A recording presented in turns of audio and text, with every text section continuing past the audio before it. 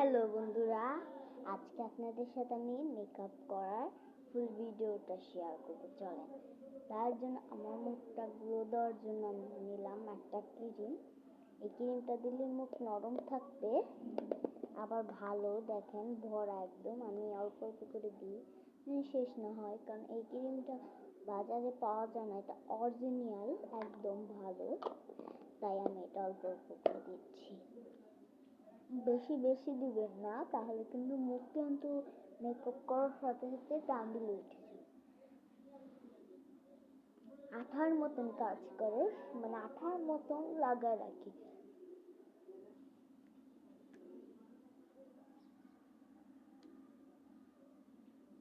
দিছি, এখন আমাকে দিতে হবে, আমি এখন দেবো ফেস পাউডার। আর বেশি কিছু দিব না, কারণ আমাদের নরম মুখ তো বেশি কিছু দিলে সমস্যা হতে পারে। তার জন্য এখন আমি দিয়ে দিব ফেস পাউডার। ফেস পাউডারটা আগে দিই হয়েছে। এখন আমি ব্লাশিং দিয়ে ফেস পাউডারটা ব্লাশ করে নেব। একদম ফেস পাউডারটা উঠতেছে।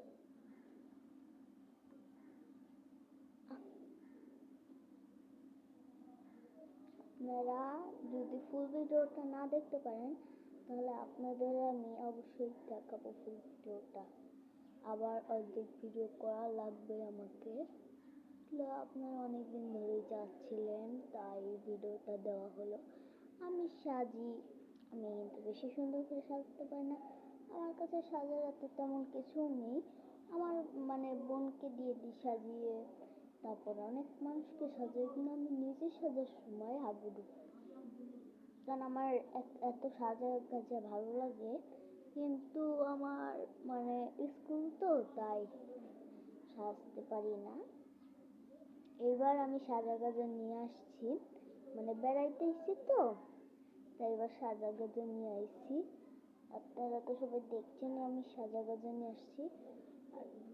আমি এখান থেকে লিপস্টিকও কিনেছি, তারপরে অনেক কিছু কিনেছি, ক্রিমটা কিনছি, ফেস পাউডার কিনছি, অনেক কিছু কিনছি। মানে ব্যান্ডটা দরকার কি, মানে চুলটা জানি সামনে না, সেটা। এখন আমি ফেস পাউডার ভালো করে ব্লাশিং করে নিব আমরা। শ্যাডো হলো আমি এখন দিব, চলেন শ্যাডো দেওয়ার ব্রাশটা আমি কোথায় যেন হারাই ফেলছি, খোঁজা লাগবে।